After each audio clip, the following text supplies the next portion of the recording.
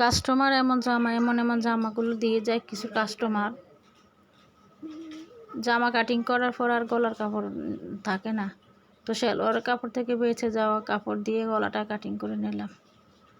এই জামাগুলো জর্জেট টাইপের জামা, গলাটা সেলাই করতে খুবই ঝামেলা হবে।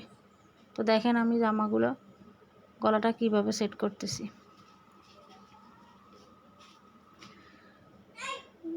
একটা জামা সেলাই করতে অনেক কষ্টকর, অনেক পরিশ্রমের ব্যাপার। টাকা বাড়িয়ে দিতে বলে এত টাকা কেন, কিন্তু যারা কাজ করে তারাই বোঝে একটা জামা সেলাই করতে কতটা পরিশ্রমের হয়।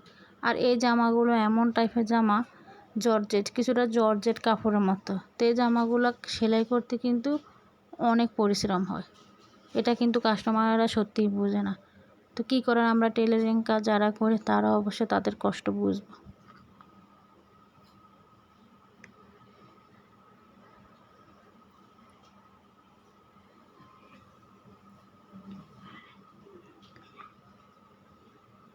তো দেখেন কিভাবে আমি জামার গলাটা সেটিং করতেছি।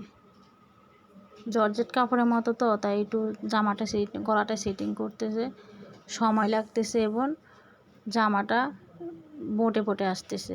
তো আমি খুব সহজে আস্তে আস্তে গলাটাকে বসাচ্ছি। গলাটা খুবই সহজ, আস্তে আস্তে বসাতে হবে, না হলে আপনার জামার গলাটা বটে যাবে এবং দেখতে ভালো লাগবে না।